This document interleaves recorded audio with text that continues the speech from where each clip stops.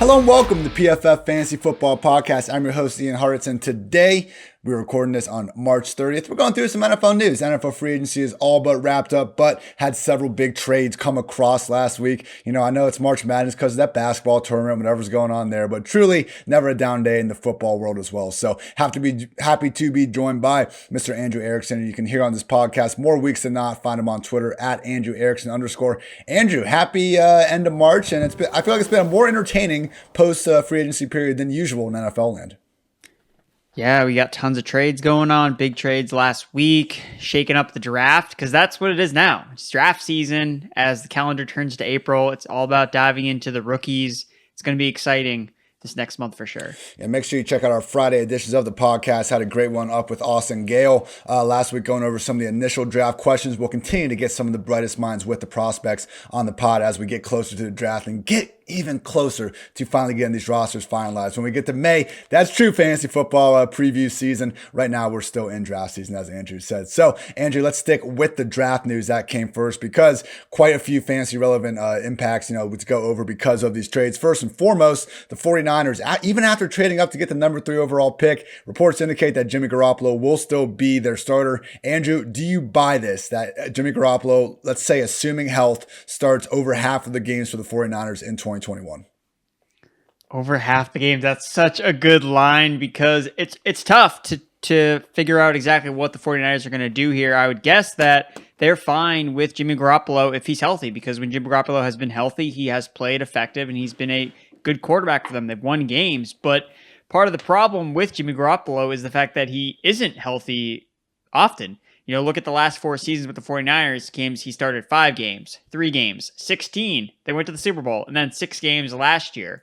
So when he's been on the field, he's been pretty good for most of the time. Again, he's had his ups and downs, but I think that they're fine with rolling him out there, especially because they have him under contract. He has a no-trade clause, so they can only trade him to a team that he wants to go to, or they'd have to cut him, and they don't really gain anything by cutting him because their team is dependent on having at least an average quarterback to function. And if he gets hurt and then they have a rookie quarterback, if he gets hurt too, it's like that doesn't matter. They just need a functioning quarterback that isn't Nick Mullins to get the job done. So I think Garoppolo is going to be the starter probably week 1, but I think for fantasy football, you need to look at it in the long-term view. This is what I did last year. I was all over Tyrod Taylor because I thought, Justin Herbert's going to sit. You drafted all the Tyrod Taylor in best ball, and then again, the guy gets his lung punctured. It's the Justin Herbert show. So I would focus on whatever rookie they do draft, as when it's all said and done, that'll be the guy that you'll actually want to have in fantasy football. So for me, Garoppolo's kind of hands off, and It looks like it's going to be the Mac Jones show. Oh my God, stop it. Per 49er GM John Lynch, we felt like we had a team that could compete. We went to ownership, said, hey, things are looking good. We want to make this trade, but we don't want to say goodbye to Jimmy. So look, I think you said it right in the beginning there, Andrew. I don't know about that Mac Jones part. We'll get to that in a second. But when Jimmy has been healthy, good things have happened with the 49ers. He comes in at the end of 2017 after the trade, 5-0 at the end of the year. 2018 goes 1-2, tears ACL, misses the rest of the year. 2019, I think we remember him throwing only 27 passes in the first 2 rounds of the playoffs. They certainly didn't lean on him. But in the second half of that year, which is to be expected coming back from, a serious injury like a torn ACL, he did start to really get going more, had 3 separate games with at least 4 touchdowns. Yes, he was mostly a game manager during that season, most of his career, but we have seen stretches of him putting up truly big times numbers. Obviously, 2020 had far more injured games than just a time where he looked even remotely healthy due to those high ankle sprains. So I think the thing with Jimmy is you see people in the analytics committee that really don't watch games really point to Jimmy as being this great quarterback, because on paper, just pure analytics, not watching the games, you would say he's a great quarterback. But as we've seen, for those of us that do check out the film from time to time, Kyle Shanahan just has so much to do with this overall offense. I mean, literally nobody has averaged more yards per attempt thrown to a target behind the line of scrimmage over the past 3 years than Jimmy Garoppolo. And Jared Goff's number 2, which makes sense because Sean McVay and Kyle Shanahan are freaking wizards, and their quarterbacks accordingly benefit from that. So So anyone's idea of a QB-friendly system, we've seen that with Jimmy, but hasn't been able to be healthy enough to really maintain it. So we'll see here, Andrew. I do think Jimmy, it's his job, and I don't really see him playing bad enough without injury to, kind of lose it, but not someone we obviously want to target in Fantasyland, even though we got Brandon Ayuk, Deebo Samuel, George Kittle. We want to target one of these rookies if they can get the job. The question is, who is it going to be? I don't buy the Mac Jones fire. I don't know why they would trade up to get a guy that's projected to fall a little bit lower. I don't think it's fair to simply look back at Kyle Shanahan's past quarterbacks and just say that, he's not going to use a dual threat guy. I mean, Kyle and Mike, what they did with RG3 during his rookie year was absolutely incredible. I understand they like Kirk Cousins more than RG3, and then I understand what Shanahan was able to do for Matt Ryan, but man, you put a Justin Fields, you put a Trey Lance, even Zach Wilson if he happens to fall in this offense. I just feel like the overall upside is higher than someone like Mac Jones, who just, athletically isn't in the same tier as some of those guys. So we'll see, Andrew. Do you, gun to your head right now, would you say Mac Jones will be a number 3 overall pick? I think so. He's the betting favorite right now. And look, that's not what I would do. I'm all over Justin Fields. My best ball shares need it to be Justin Fields with all the Ayuk, Deebo Samuel, George Kittle stacks that I've built, so far in the offseason. So I'm praying that I'm wrong and it's not Mac Jones, but I think that ultimately where there's smoke, there's fire. And, a lot of times, media and analysts like us, we have a different perspective than what the teams are actually saying about certain quarterbacks. And it seems like this always happens where a quarterback is kind of rumored, okay, he's going to go like 10 to 15, and then he becomes a top 5 pick. Kind of happened with Daniel Jones when I kind of think about it. Like no one expected him to be like he went 3 overall or in the top 5. And that was really surprising to a lot of people. And then Haskins was a guy that fell when he was originally mocked to be a top 5 pick. So strange things are going to happen, but yeah, I just think that there's too much, and I don't agree with it. I don't think it should be Mac Jones, but hey, I'm not in charge. I went to Twitter shortly after this news broke and told everyone that if the 49ers draft Mac Jones at number 3 overall, I will move to Ohio. People, I already live in Ohio. No one pointed this out. Maybe I just don't put myself out there, but I had people like adding old takes exposed, just ready to really expose my ass. So looking forward to this happening and people, kind of getting the rude awakening that, no, I already live in Ohio. But yeah, I guess that's a concern for another day. But yes, still obviously something to keep an eye on. If Mac Jones does get that job, man, not saying he'll ball out immediately, but we will need to look at him in the later rounds of at least 2 QB drafts at a minimum. There's actually one thing too that this is kind of a galaxy brain thought when it comes to Mac Jones, and I was thinking about this because looking at the way that the quarterback landscape is set up, where basically you either have these below average quarterbacks that are game managers that necessarily don't demand a lot of money, trying to look back at some of these middle tier quarterbacks. And then you have all these really expensive quarterbacks that cost a lot of money and make it somewhat tougher to build a franchise around. So this is something that's kind of wild and just kind of popped in my mind, but maybe the 49ers are thinking long-term. They're like, look, if we have Mac Jones, we can kind of contain him to a point where, he may not necessarily carry our team so that we don't necessarily need to pay him like a Patrick Mahomes level player in the long term. So that's something that kind of popped in my mind is, maybe something they'd considered. I don't know, but yeah. If they hadn't already given a similarly limited player in Jimmy G all that money, I think you'd have a little more credence there. But hey, in this situation, we got to be a little bit galaxy brain because truly do not know really what the hell is going on here in San Fran. But we will continue to monitor that as it goes on. Bit more clarity in these other situations, the teams that decided to trade down, and that is the Eagles who traded out of pick number 6.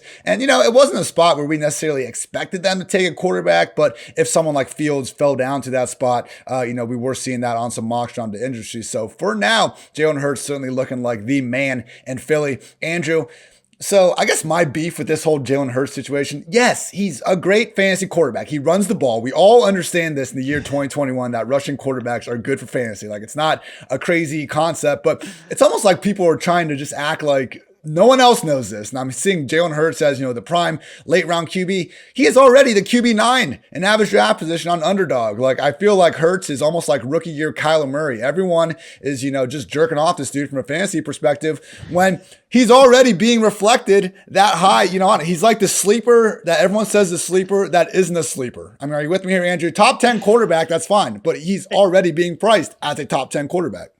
The Underdog best ball drafters are just too sharp right now because that's exactly the thing. He's going exactly where he should be going in the upper echelon of quarterbacks that you need to look after and go after in your drafts. because that's what he did. He's got the running upside, 23.9 fantasy points per game, 8th best among quarterbacks, weeks 14 through 17, and that includes that game where he was basically benched. If you remove that game, it's 26.6 fantasy points per game, which trailed only Josh Allen and Lamar Jackson.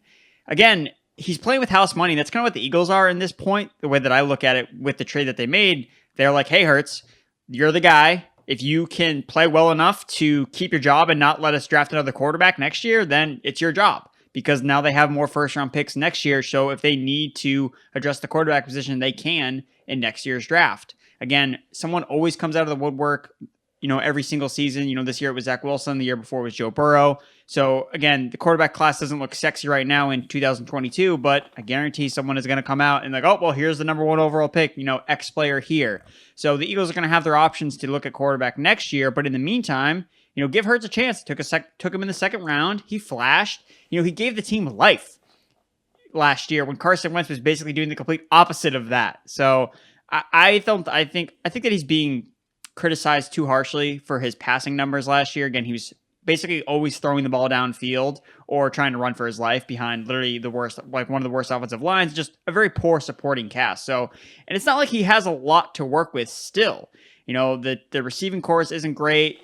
Dallas Goedert's probably the best all-around receiver. Rager didn't do that much last year. So, Hurts has got his work cut out for him. It's not going to be easy, but he's got a chance to become the guy, and the Eagles are going to give him a shot. Even in that Week 17 game where he was weirdly benched after the third quarter, he still had 2 rushing touchdowns and 34 yards that game.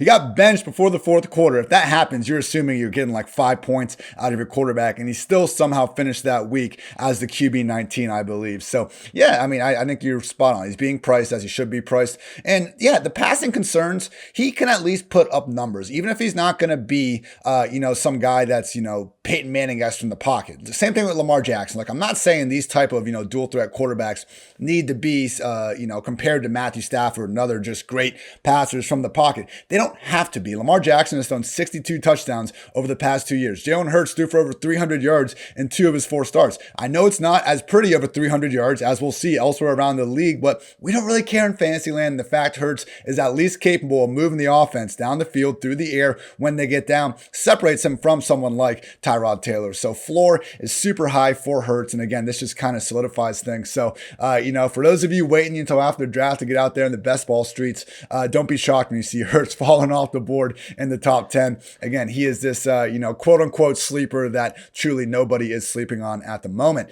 Now, similar kind of storyline going on with Tua down in Miami after they traded away from that number 3 spot. But the thing with Tua is people are far less sold on him than Jalen, at least when it comes to Fantasyland. Andrew, what are your expectations for this Dolphins offense? Obviously, they added Will Fuller, Devontae Parker's still there. Tua, not great. Some people didn't even think he was good last year. I would disagree with that to an extent, but certainly an offense that, paired with such a great defense, maybe we don't have the highest expectations for. But with that said, everyone's pretty cheap in fantasy right now.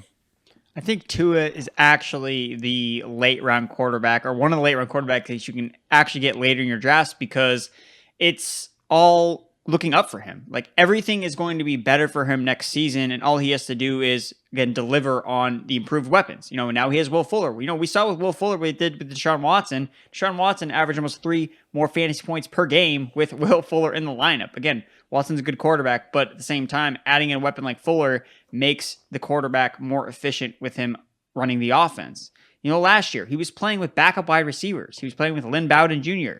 Again, he also was coming off a major injury. He was also coming off no offseason training. And if it hadn't been for Justin Herbert basically breaking the scale of quarterback numbers under pressure, Tua wouldn't be this criticized. It's because of how well guys like Herbert did, and even Burrow to a comparison, that people are so down on Tua when it's more or less Tua had basically an average rookie quarterback season. He was pretty average based on what we've seen from rookie quarterbacks in the past. He wasn't a Josh Rosen level of total horrendousness where it's we need to move on from this guy. He was better than Sam Darnold was as a rookie. So, and people still believe in Sam Darnold 3 years in. And I can say that I'm way out on Sam Darnold at this point. So Tua, the sample size is way too small to say that he's done. And, looking at last year, just, speaking to the Will Fuller edition, last year, he had the second worst drop rate on his deep ball attempts. You can look up Jakeem Grant just dropping a perfect dime by Tua, which would have turned into like an 80-yard touchdown. And I guarantee people would be talking way differently about Tua if that one catch had converted into a long play, because they say he can't throw downfield and he's not aggressive. And even though his tight window throw rate was 2% points lower than Ryan Fitzpatrick, which was number 1 in the league last year. So yeah, I agree with you. I think that Tua is being wrongly criticized. And I think even looking at last year, before week 17, he was the only quarterback in the league that at least have 10 touchdown passes and 0 interceptions from a clean pocket. And that's what we look for. Clean pocket numbers is really more predictive year over year than under pressure. And before things kind of got out of hand in week 17, where the game just totally fell out of place for the Dolphins, I mean, he was really good from a clean pocket, nearly perfect. So yeah, I'm definitely not out on Tua yet.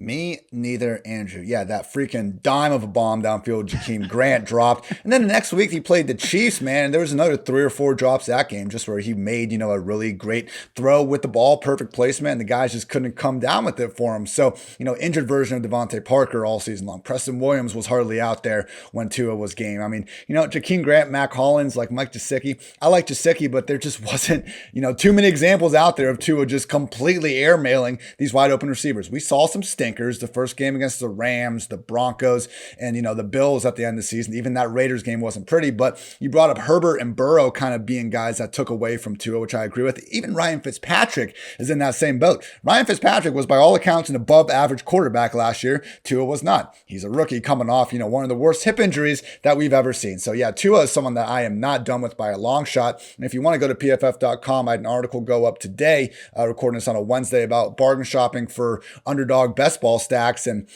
man, Tua, Devontae, Fuller, I think there's a lot of room here to attack in Fantasyland. Right now, Will Fuller is a wide receiver 32. He was a wide receiver 8 before he got popped for PEDs. Devontae Parker is the wide receiver 46. He was the wide receiver 42 last year, even with all the rotation under center and all this. So to me, both Fuller and Parker are being drafted closer to their floors. Neither of those guys are leaving 3 wide receiver sets, even if they end up drafting, Jamar Chase or someone else in that first round. I think going Tua, Fuller, Parker really helps set you up for success, because it's not a stack that you need to really devote any picks in the first 5 rounds to, and it also gives you that upside. So agree with everything you said about Fuller, Deshaun Watson averaging a full 1.2 yards per attempt with Fuller versus without. Even DeAndre Hopkins averaged more fantasy points per game with Fuller than without, even though he was getting fewer targets because of how much more efficient he makes that offense. So Andrew, players are allowed to improve as they keep going in the NFL. Certainly seems like, the 2021 Miami Dolphins could be a prime case where, Tua isn't getting the sort of bounce back love that he probably should be. Agreed. Yeah, man. I feel like if that Jalen Hurts, the Carson Wentz situation didn't happen, we'd be more on Tua. But because of this, Jalen Hurts is stealing all the Ric Flair, and you just can't quite get back from that. So, all right. So last few options, kind of with these top 5 picks and what's going on there. So Zach Wilson emerging as the likeliest option to the Jets at number 2. I haven't seen the betting lines. I want to say they're close to like minus 500 or something though. Am I right on that, Andrew? Like it's locked and loaded. It's going to be Zach Wilson. Pretty much a sure thing thing right now. So I was talking to PFF Austin last Friday about Zach Wilson. I guess my kind of concerns with the guy, I see the freaking, bazooka for a right arm he's got. He's able to throw on the run. Chris Sims out here calling him Patrick Mahomes and Aaron Rodgers-esque. I get it, but you look at the game logs, you look at the competition, it's like, who has he done this against? Now, Austin brought up a good point that teams nowadays are willing to build their offense around someone different, like Zach Wilson. That's the difference between, putting Patrick Mahomes in the 2018 Chiefs offense or putting him in, the 1999, Colts or whatever like that, who maybe wouldn't use their personnel quite to the same level around him. What do you think about Zach Wilson, Andrew? Because to me, he seems like a guy that we didn't see a ton of rushing production from. He's going to be on an offense, without many proven weapons, with all due respect to my guy, Chris Herndon. And it just seems like even if he can seize that starting job from Sam Darnold as early as week 1, I'm not quite sure that in 2021 is going to be Wilson's year for him to really be a Superman just yet. I do think that the fit with the Jets makes a lot of sense with Michael LaFleur as the offensive coordinator coming from the Kyle Shanahan system. Again, they do a lot of outside zone running, and that involves a lot of play action off of that outside zone. And that's exactly what Zach Wilson did at BYU. So it's a perfect fit. So I understand why the Jets would prefer Zach Wilson over a Justin Fields, over a Trey Lance, because it just fits so much better with their offensive system. That's really where Zach Wilson needs to go, is to a team that is going to use a Shanahan outside zone type of scheme. So I like the fit for Zach Wilson. From a fantasy perspective in the rookie year, again, it's tough for us to just come out with these rookies because basically we just have to wait for the one blow up game. And then after that, it's kind of, okay, you spend all your waiver wire money and usually it works out in that fashion. So just a matter of which one of these rookies is going to hit. Again, you talked about the weapons, Corey Davis, Denzel Mims, not the super sexy guys, Keelan Cole, Jamison Crowder. Like, he's definitely not surrounded by the best weapons. They don't really have a running back. They have Tevin Coleman there who just signed. So I'm not super excited about Zach Wilson. I'm probably not going to be looking to draft him in a lot of places just because I don't know. And especially you mentioned the rushing. Like, of the top 4 guys, he's probably the least likely to rush other than Mac Jones. So that's something that he's just not going to add as much to his fantasy ceiling. So he's really going to do a lot of throwing. And, if Corey Davis is your number 1, we saw Marcus Mariota had Corey Davis as his number 1 too. And, it didn't really work out for Marcus Mariota in terms of fantasy football. And it really didn't work out for Marcus Mariota in his overall NFL career. So that's kind of my take on Zach Wilson. Yeah, man, he is a true late round quarterback. I'm with you. Someone we're not going to draft. Maybe maybe Darnold ends up being out of the picture and stuff, but he's not the rookie I want to touch. The rookie I want everywhere in fantasy football land is Trevor Lawrence. Right now, he's going as the QB 15 on Underdog.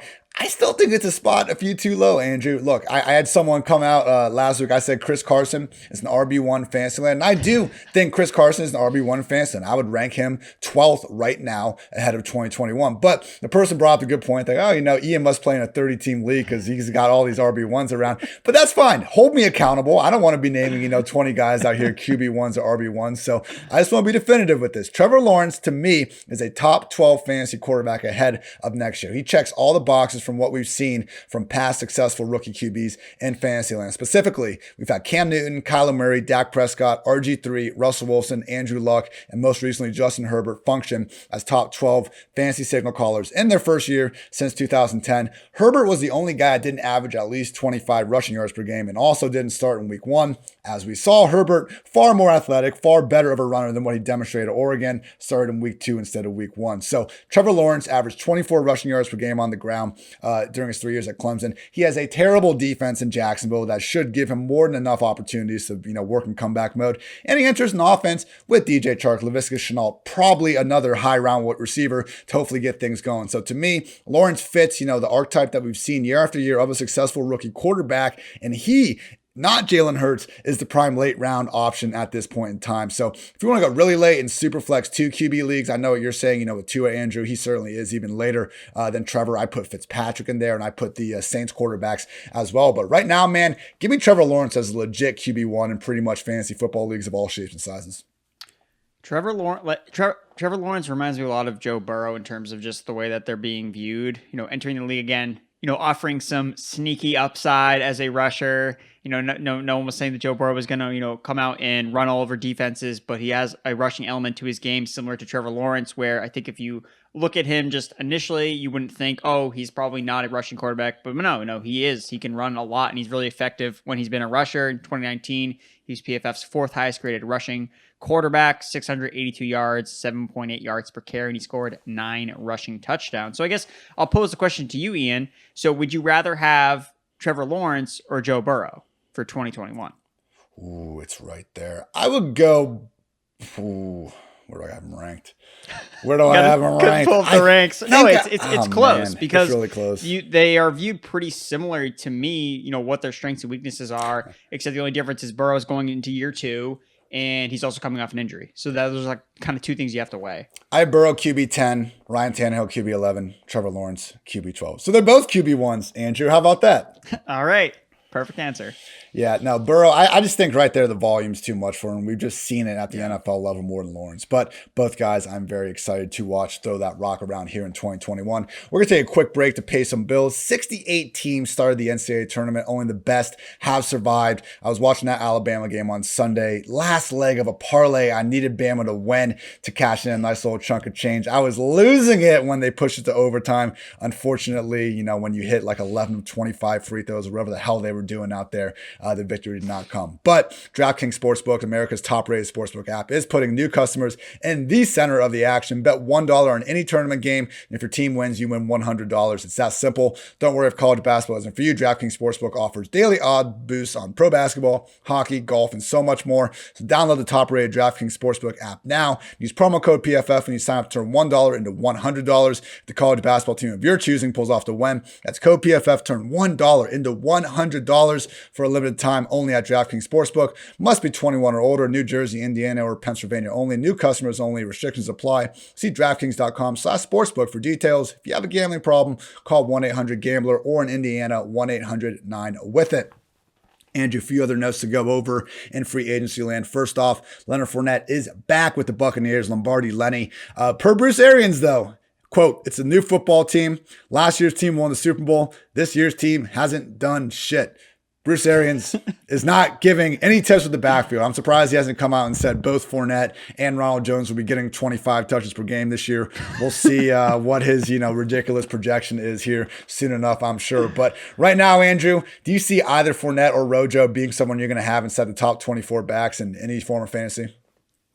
Probably not. I tried to get them in. I tried to get Fournette, I think, into the top 24, and I just liked too many other guys in front of him just because I have zero confidence in terms of, who is going to get goal line work, who is going to get the early down carries, because I think that's going to be ultimately split. So whether it's split, on a week-to-week basis, whether it's split, over the season where it's Ronald Jones is going to open the year and Fournette's going to close out the year, or vice versa. When I was doing the projections for the Buccaneers backfield, once Fournette signed, I got to make it basically split between the carries between Jones and Fournette. Now with Fournette, you at least can lean on the fact that he's probably going to be used in the passing game, but that's really more out of just role, not because he thrives there in any way, shape, or form. Because what I'm starting to learn is it's really a lot less about how good a running back is in the passing game, because we see great running backs in the passing game not be used, and we see terrible running backs in the passing game be used. It's really more about, is this team willing to throw the ball to the running back? That's really all that matters. That's why we see Ronald Jones get targets, even though he was PFF's worst graded running back out of the backfield last season catching passes. So as long as Tom Brady's under center, they're going to throw the ball to the running back position. And right now it's going to be Leonard Fournette. So I have him kind of inside my top 30 between 24 and 30. I don't know exactly where he is, but I mean, even last year, it's not enough. Even if one of them gets injured, it's like, where's the upside with the Buccaneers running backs? Because, we could see Keyshawn Vaughn get involved a little bit more if, Jones or Fournette is to go down. So I don't really see myself drafting really either of these guys just because it's kind of muddled. There might not be another roster in the league that you could put Fournette on where he would be like the lead pass down back. But I think that's what we're looking at again, man. And yeah, I could see Keyshawn Vaughn having a larger role, more of kind of that true Dare Ogunbowale role that we saw him have in this offense in 2019.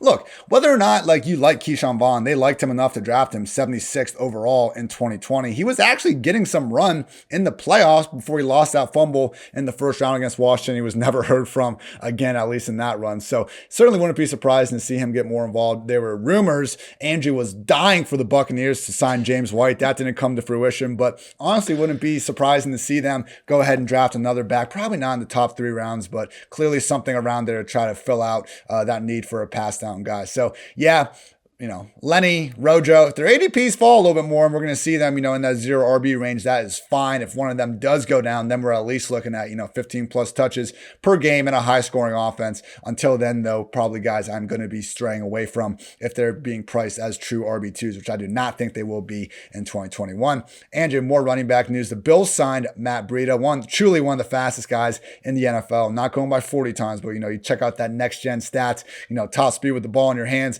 Breida is surprising right up there with guys like Tyreek Hill. Now, it looks like he'll just fill that TJ Yeldon role of, likely being inactive when both Devin Singletary and Zach Moss are healthy. But I don't know, man. Breida's done some really good things in the past with the 49ers. Obviously didn't prove too much in Miami. What do you make of this backfield right now? And do we care at all because of how just kind of non-fantasy friendly Josh Allen is for his running backs?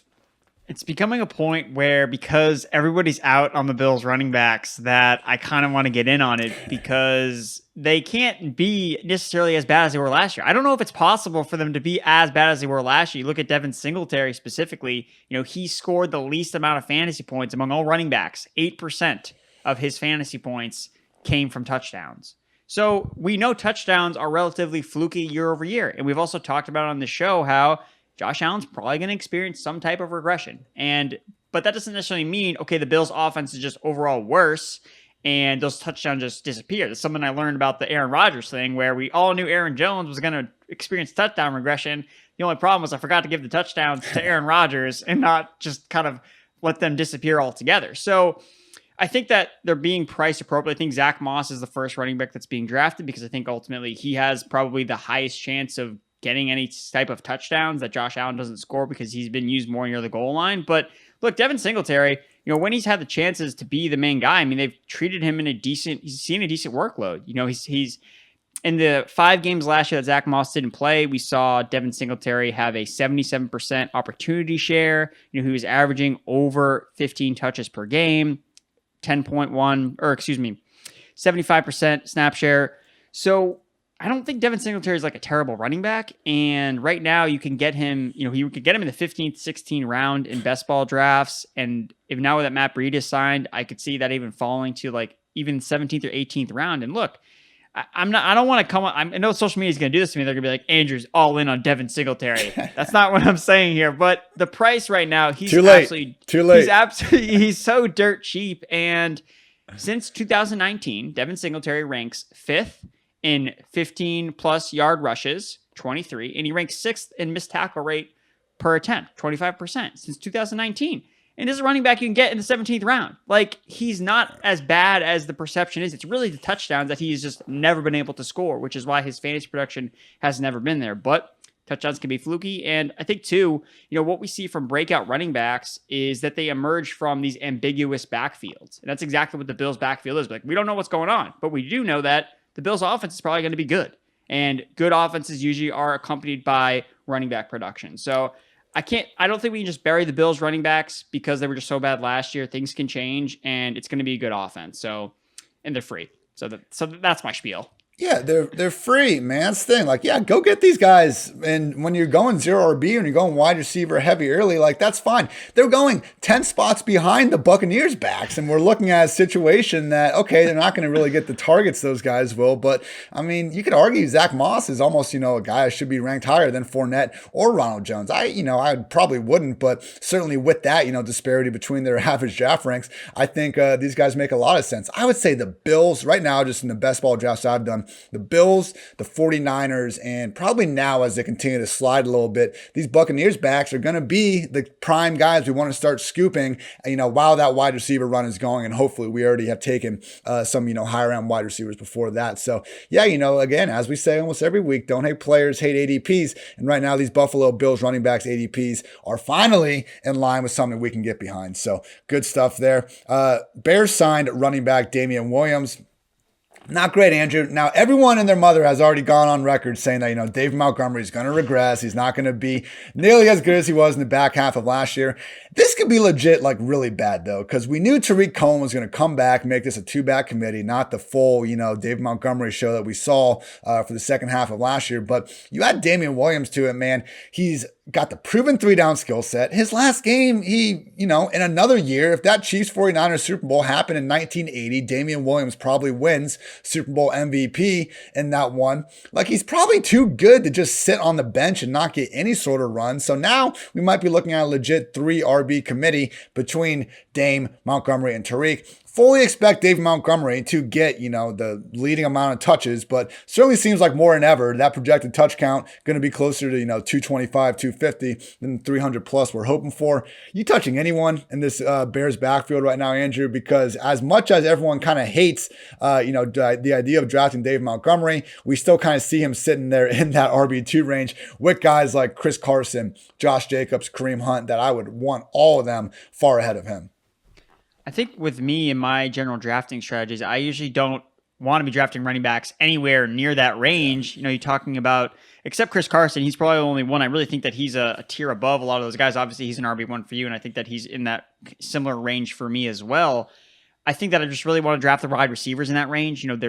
There's no worry. I don't need to worry about, this Mike Evans or Chris Godwin, just to name some guys. I don't have to worry about them losing their job or like losing out on touches. Like, it's just so much easier for me to project them over a season as opposed to David Montgomery, who now, look, last year he had a 74% opportunity share, which was third in the league at the running back position, only behind Derrick Henry and James Robinson.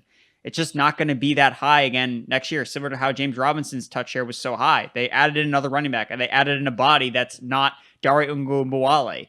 They added in Carlos Hyde, who's going to work in. And now you have David Montgomery, who's now going to have to split some types of touches with Tariq Cohen.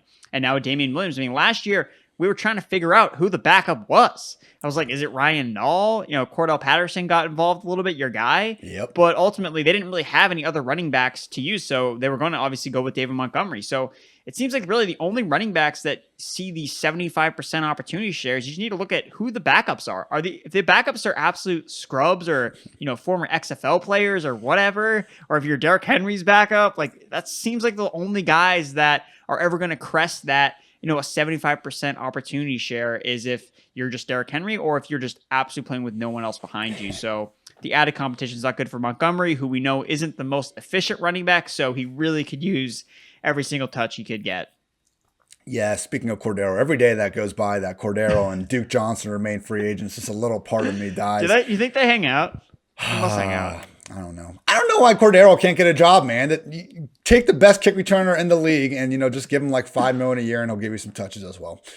Story for another day, Andrew. The Jets went ahead and signed Tevin Coleman. We mentioned this briefly. So, Tevin, man, I feel like if you've only been watching football like the last 2, even 3 years, like you have such a, kind of just not appreciation for Tevin Coleman. This dude used to be so dynamic in that, Falcons Super Bowl team when Kyle Shanahan was there. Just rusher and receiver. Looked like one of the more explosive guys in the league with the ball in his hands. Obviously hasn't looked anything like that in recent years. In his defense, suffered a high ankle sprain in week 1 of 2019. By week 2 in 2020, injured his knee and he was put on the IR. Like, look, this is a reality, being 28 years old. I just missed the explosive version of Tevin Coleman. Do you have any read on this backfield? I was thinking for a while that maybe Ty Johnson could be, this year's Myles Gaskin, the theoretical 3-down guy that, holy shit, we made it to week 1 and now he's actually a starting running back. But with Tevin here, likely another guy they're going to draft. It seems like this has all the makings of, just a fantasy football committee from hell. Right now it is for sure. I think that they're going to draft a running back. There's a lot of good running backs in this class, whether it's a Najee Harris, Travis Etienne, or a Javonte Williams. I think that it makes most sense for them to draft somebody and just insert him into the lineup. Give Zach Wilson as many weapons as you can, and that includes the running back. Like, we don't necessarily want him out there with Tevin Coleman, with LaMichael Pirine. We want him with a running back that can help make him a better passer. So for me, I'm definitely probably going to be out on Tevin Coleman. And the thing that sucks is if Tevin Coleman was healthy, I could see him actually being decent enough in that offense. Again, I mentioned it's the Kyle Shanahan offense. Tevin Coleman obviously has had his best seasons with Kyle Shanahan. And before last season, 2019, he started out the season really well. But as Tevin Coleman does, he got hurt. He's been banged up the last 2 seasons. Last year was really bad. He was averaging under 2 yards a carry when he finally got to play. And you just wonder, you don't want to bet on a older veteran running back turning the clock and being, oh, well, he's probably going to be healthy now at age 28, fresh. That's not usually the case with some of these older running backs. And again, they signed him to 1 year, $2 million. That's absolutely nothing. I mean, he may not even be on the team, considering his last contract with the 49ers was 2 years for $10 million. So they have no commitment to him whatsoever. So don't feel like you're getting a steal or the Jets starting running back if you draft him in best ball right now. Yeah, poor Tevin, man. I'm not putting him on the aegis list just yet because, again, he has been hurt. So if Tevin enters this season, 100% healthy, it wouldn't be shocking if he could still put up something resembling good film. But yes, assuming that, again, this soon-to-be 28-year-old back is going to all of a sudden take a turn for the positive health-wise, probably not a good assumption, people. All right. Andrew, I'm sorry, man. The Patriots re-signed James White. For those that didn't listen to our pre-free agency episode, Andrew's preferred dream landing spot for the running back position was James White to the Buccaneers. Nope, he's back. Now we have an offense, once again, filled with one-dimensional backs. Rex Rex Burkhead's gone. That's good news because James White quietly does have some pretty severe splits with and without Rex Burkhead. Problem is, brand new offense, adding 2 tight ends, 2 more wide receivers into the group. Wouldn't be surprising if, the Patriots, don't add another running back to this mix. Any intrigue in James White, Sony Michel, or Damien Harris right now? No, not really. It's just because the roles are so limited in terms of upside. You look at Damien Harris last year, he caught like 5 passes and scored 2 touchdowns. That was it. And he was really good running back. He was PFF's 3rd highest graded rusher. And that alone wasn't enough to make him any sort of fantasy relevant, unless he was able to rush for 100 yards in a game. And we saw when Sony Michel was healthy that they would use both running backs. James White is obviously going to be using the passing game, but like you said, they've added in more pass catchers, so Cam Newton doesn't necessarily need to rely on James White to be the pass catcher. Again, if it's a different quarterback that's not Cam Newton, that's not going to run as much, then it changes a lot.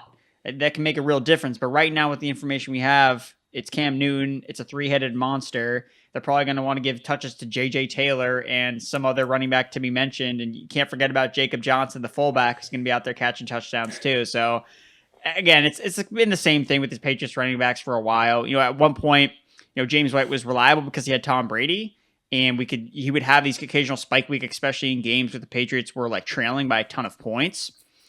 But that doesn't really happen anymore because now it's just Cam Newton basically just chucking the ball down the field and rushing for yards, which really takes away from the checkdowns that used to go to James White. So again, James White has had his fantasy highs, and right now it's not really a thing in 2021.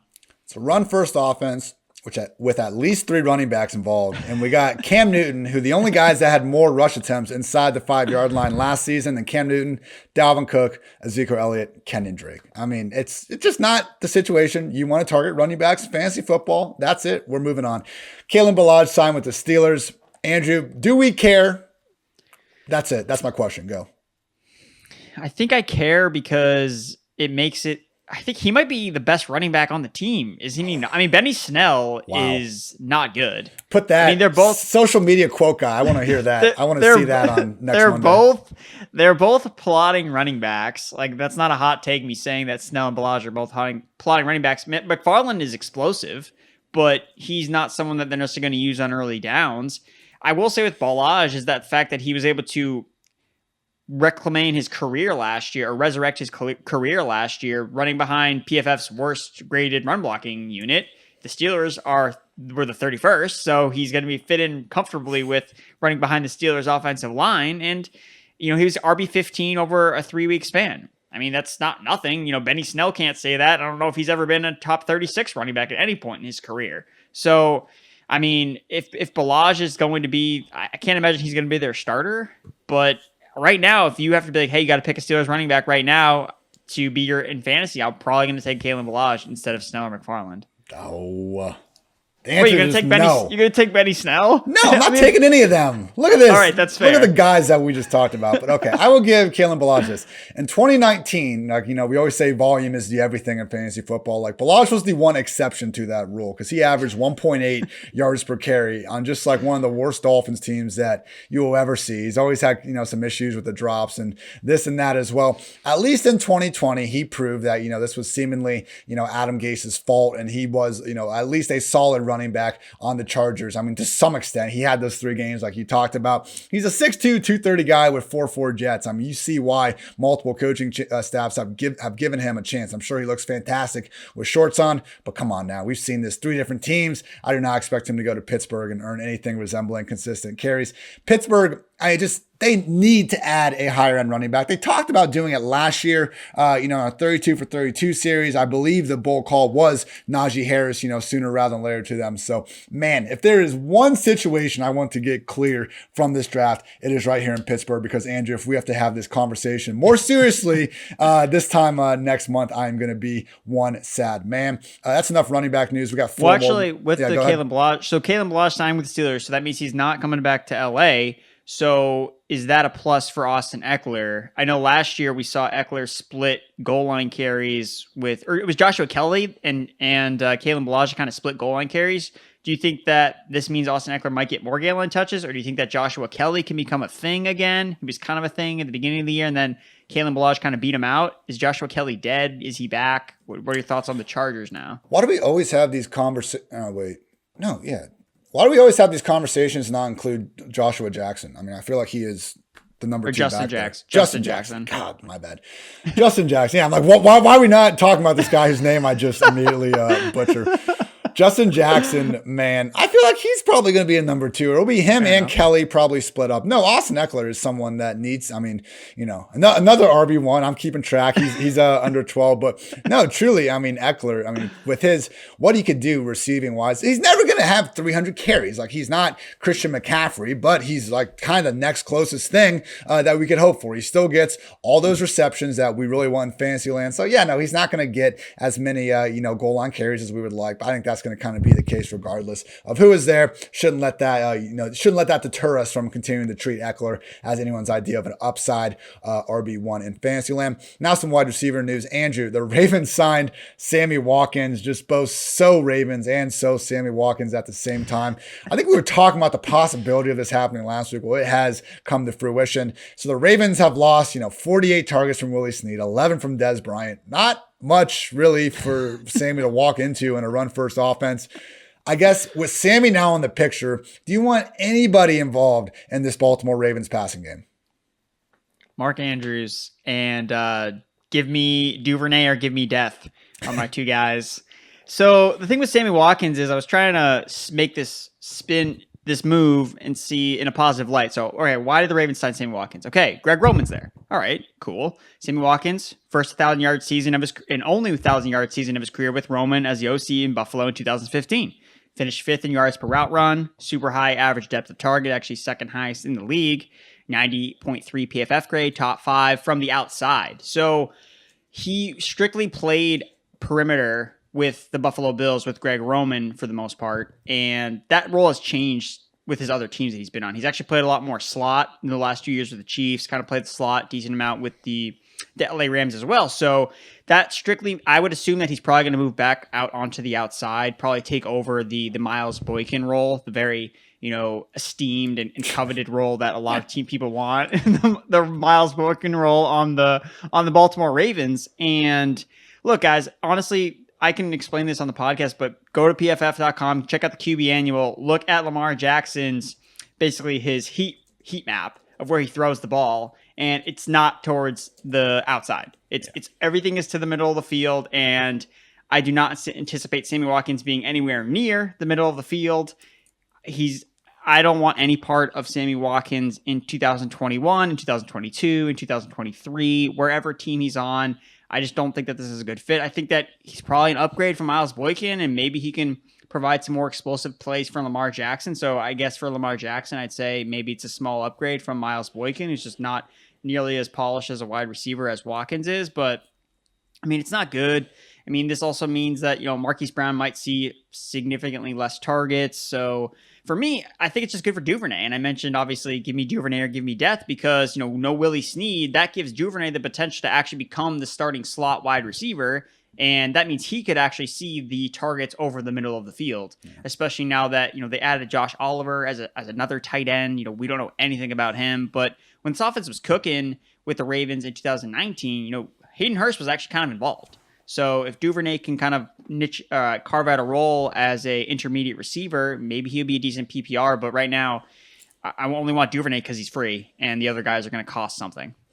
They're going to have to give it to him. Literally nobody has fewer $20-21 devoted to their wide receiver room. Only the Lions are lower when it comes to an overall offense. But, we're just going to continue to judge Lamar Jackson against everyone else that has all these, better offenses and better receiving rooms to throw the ball to. I feel like the Lamar Jackson slander gets more and more ridiculous by the week. Sammy Watkins signs there and just everyone's going like clown emoji. Nobody wants to go play for like Baltimore. Nobody wants to go catch passes from Lamar Jackson. Andrew, let's look at where the top 5 free agent wide receivers signed. All right. Kenny Golladay goes and plays with, Daniel Jones, a super proven quarterback out there with the Giants for $72 million. Corey Davis goes to the Jets because who wouldn't want to go there for $37.5 million. Curtis Samuel joins the Washington football team, just a great pipeline of getting the most out of their passing games there. And they got Nelson Aguilar and Kendrick Bourne going to the Patriots because Cam Newton, showed so much last year. I think it's a little bit more about the money than receivers, saying, hey, that we don't want to play with Lamar Jackson. Going to go out on a big limb there and say that's the case, man. It just gets old. And hey, right now, unfortunately, we might have to go through another season of Lamar Jackson not having anything resembling, just an above average receiving group to throw the ball to. Hollywood Brown is fine. Mark Andrews is, by most accounts, very good. Look at all these other offenses in the league that have 3 to 4 very good receivers that we can talk about. Unfortunately, we're going to continue to have this problem with the Ravens. Is it Lamar Jackson's fault, or is it because he doesn't have a good enough receiving room? I was hoping we can get the latter variable at least controlled a little bit more heading into this year before the Ravens have to worry about potentially paying Lamar, 9 figures plus for an extended period of time. Will not be the case, though, at least in 2021. And the Washington football team that I mentioned signed Curtis Samuel. They did make another move, though, Andrew, and that was signing Adam Humphries, who once upon a time was the subject of a free agency bidding war between the Titans and Patriots. Those days have long passed. Unfortunately, last year was dealing with some concussions. Just really didn't get much going at all during his 2 years with the Titans. Andrew, I like this move because to me, it shows that Curtis Samuel isn't going to be, just typecast as only a slot receiver. We know he can be so much more. Now that they're putting Humphries in there, I feel like this is almost best case in terms of the slot receiver we would want added to this offense that we can feel good about not yanking away targets. Do you feel the same way and you're still pumped about McLaurin and Curtis Samuel moving forward? Yeah, that was my main takeaway. Like you said, means Curtis Samuel probably won't be seeing a 70% snap share in the slot like you saw last year. And I'm glad that you brought it up because I think people may look at that and make the 2 and 2 connection and say, oh, well, he was really good in the slot last year. He had his breakout season and now he's going to move back outside. And oh no, that means he's going to be bad. But, the guy can win outside and he was winning outside the year prior, except Kyle Allen just was, airball, throwing the ball over his head consistently. I think PFF tweeted out, but basically Curtis Samuel's deep ball rate, catch rate was last in the league in 2019. It was first last year because he was just getting more accurate throws. And I actually looked at his numbers from the outside. He averaged 2.4 yards per route run from the outside, which was the same as A.J. Brown and ranked top 15 in the league last year from the perimeter. So obviously got to get the A.J. Brown shout out in here. But yeah, Curtis Samuel got it done on the outside when he was playing there this past season. So pretty confident he can do it. And it doesn't mean he'll never see time in the slot and he'll probably operate. They're going to use him in unique ways. J.D. McKissick, goodbye to your 100+ targets. Give them to Curtis Samuel. Just give them to somebody else, just not to J.D. McKissick. Never again, J.D. McKissick. Never JD, as we like to say here on the PFF Fantasy Football Podcast. Okay, Chiefs re-signed Demarcus Robinson. Oh man, I'm upset, Andrew. It's annoying because now Mecole Hardman will seemingly continue to be in this kind of 3-way wide receiver committee from hell. They haven't added anyone to really replace Watkins, but looking at this draft and kind of some of the receivers that the Chiefs were reportedly interested in, Juju Smith-Schuster, T.Y. Hilton, some of these other guys, clearly they are not, content with their current group of receivers. So Mecole Hardman only played 50% plus snaps in 7 of 19 games last year. Robinson and Byron Pringle were both working ahead of him for prolonged stretches. Now, Mecole still is only 23 years old. I mean, he moved from cornerback to wide receiver halfway through his career at Georgia. It's not the craziest thing to assume he could take a leap forward, become a more polished wide receiver. But for right now, Andrew, Mecole, to my sadness, is once again looking like, a mid-round pick that probably, is going to have to really make things up in the efficiency land because he's not going to have the volume that we would normally draft someone in that position. You're just banking on a Tyreek Hill injury for Mecole Hardman to see a significant role increase because it seems like that's kind of his role is just the backup to Tyreek Hill. And honestly, I can't blame the Chiefs because I think that's kind of why they drafted him in the first place because they thought Tyreek Hill was going to get suspended for, they don't know how long. Yeah. And so they went with, hey, let's get this Mecole Hardman guy. He's got the style. It's like, oh, wait, Tyreek Hill's not going to get suspended. Okay, sick. Well, we have, a Tyreek Hill in the waiting. Just might be, 5 years until we really get to see it happen. So, yeah, right now I think that the Chiefs are definitely going to target at least a slot receiver. This class is filled with a ton of great slot receivers, so it's going to be tough for Hardman to break out in year 3. Colts went ahead and re-signed T.Y. Hilton. So he had a good second half of the year, but I feel like with 4 guys, T.Y. Hilton, David Montgomery, Derrick Henry, and teammate, Jonathan Taylor, we got to look back at these games, play hindsight doctor just a little bit to show, what kind of competition these games were going up against. So Ty last year has 81 yards and a touchdown against the Titans, 8 catches, 110 yards and a touchdown against the Texans, 86 yards, 2 scores against the Raiders, 27 yards and a touchdown against the Jaguars. Otherwise, he did not score all season or reach 75 yards in a game. I'm not saying Carson Wentz can't improve. I expect him to improve on what he did from 2020 at a minimum. Not so sure we'll ever see that guy from 2017. So if we're projecting Wentz to be, somewhere in the middle of the guy we saw in 2018, 2019, man, that's still a downgrade from what Phillip Rivers was bringing to the table. Andrew, Michael Pittman's still there. Zach Pascal's still there. Mo Alley Cox, Jack Doyle. Do you anticipate this offense again just kind of being too crowded for really any one receiver to emerge as, a consistently viable fantasy threat? Potentially. I think that Michael Pittman probably has the green light to emerge as the top receiver. Just based on last year, again, he was banged up last year too, so he never really got a chance. And even though Hilton was the target leader and the air yards guy for most of the season, look, we saw it. And Hilton has fallen off now in 3 consecutive seasons. His yards per route run has fallen. And that's just a telltale sign. Just look at the numbers and you look at how he was last year. He's super inconsistent. Even before last year, he was showing signs of slowing down. And now he has a brand new quarterback again. It's not like he has, we've only really seen Hilton be really efficient and really good with Andrew Luck. And every other quarterback he's played with, it hasn't been the case. So, and look, Luck was a really good quarterback. So you can't necessarily blame Hilton for being worse with worse guys throwing him the ball. So again, Carson Wentz, whether you back in or not, again, he's had his fair share of troubles. I don't think that the Colts want to have Carson Wentz dropping back and throwing 40 times a game.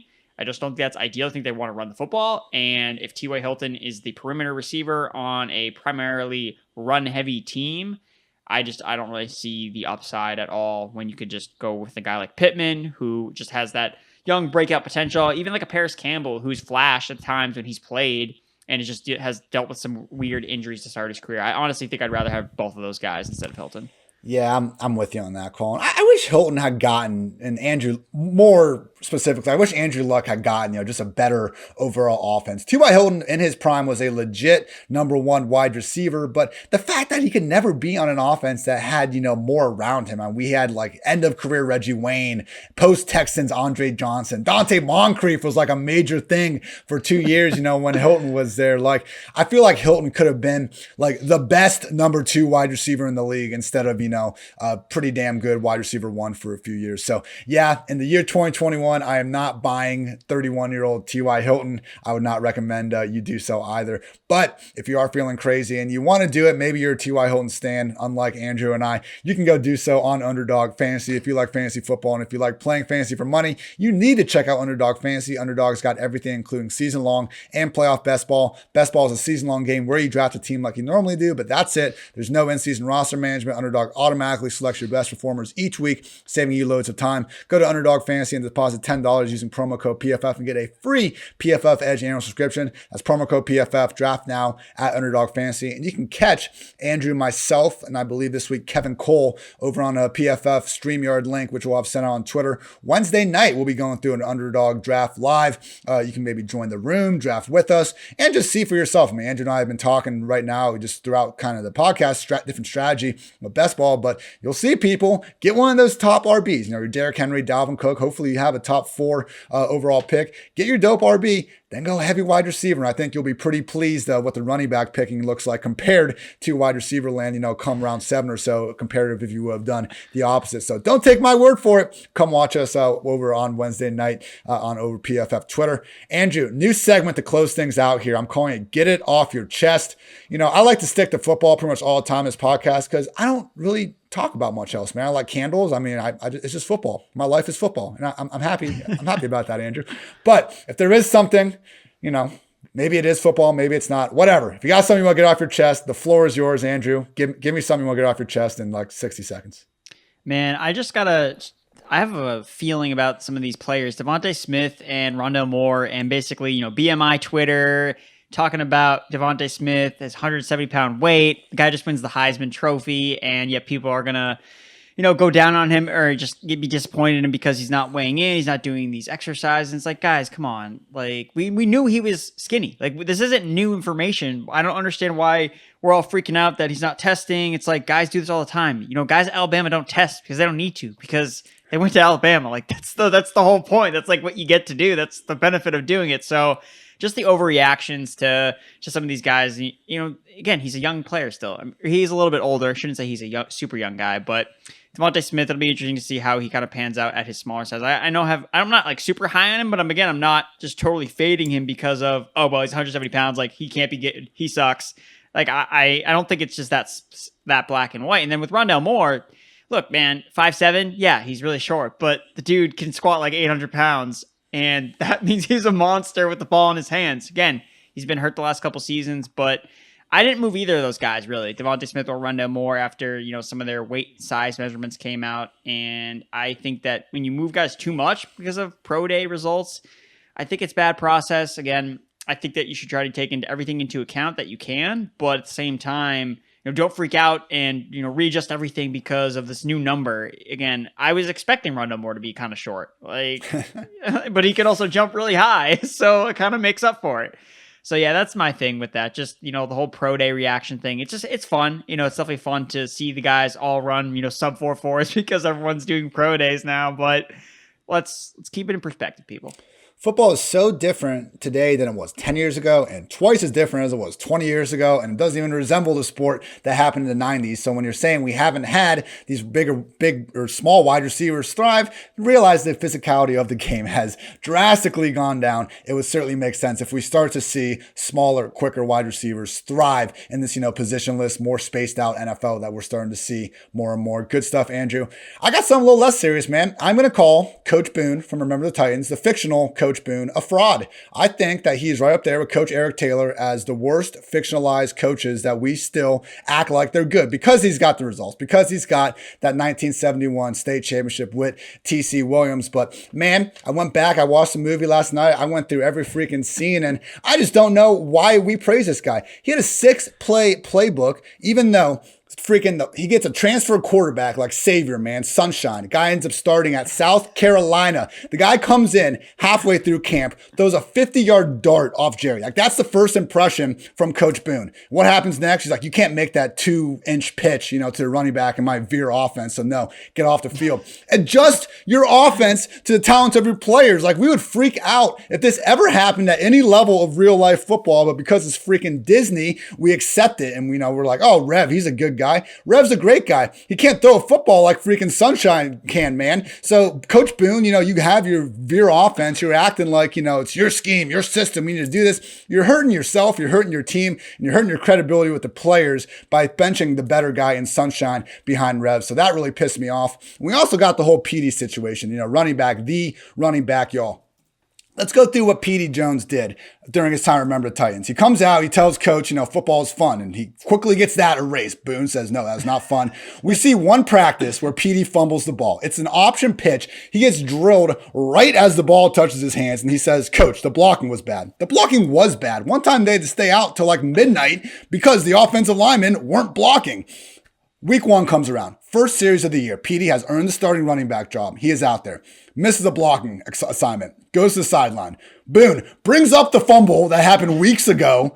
And he's like, oh, Petey, you didn't have the ball to fumble. You can't block now? He benches him, which is insane. And then because of that, because they bench a stud in Petey, the defensive coach benches Allen, who was a 5-time player of the week the season before, for Petey, who has not practiced defense the entire freaking year. The only in-game adjustment these coaches made the entire season was benching their defensive starters in favor of offensive guys that had seemingly not practiced defense the entire year. They did it again in the state championship. That state championship was 7-0 at halftime, and they freaked out and acted like Ed Henry was going up and down the field. And my last point about that is the state championship game, because if you'll see in the movie, Week 2, Boone gives Coach Yost a scouting report on Ed Henry. He goes, we got to be ready for these guys. This is who we're beating in the state championship.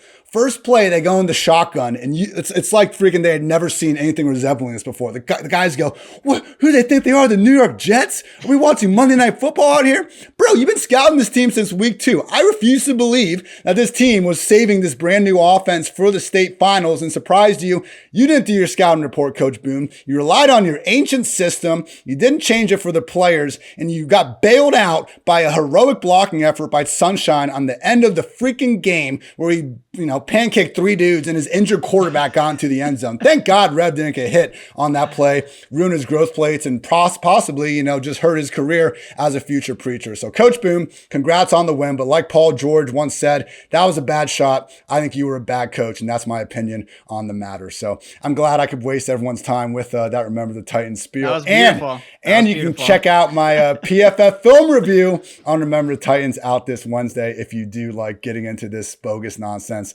as much as I do. So Andrew, thank you for supplying a more, actionable, get it off your chest moment. And I'm happy I could follow that up. A lot of people know what you got here on the horizon over at PFF. Yep. So I'm working on a big piece about high value opportunities, vacated high value opportunities from all the offenses post free agency. So looking at goal line carries, hey, 21 carries from Kenyon Drake on the 5-yard line. Where are those going next year? Is Kyler Murray going to have like 40 rushing attempts in the 5-yard line next year? Is he going to be a la Cam Newton of 2020? We will find out. But yeah, basically breaking down the vacations from all the targets all across the NFL. And I think I'm going to do it for the rookies coming in as well. Talk about some of their high value opportunities that they saw in college and see if that'll transfer over to the NFL level.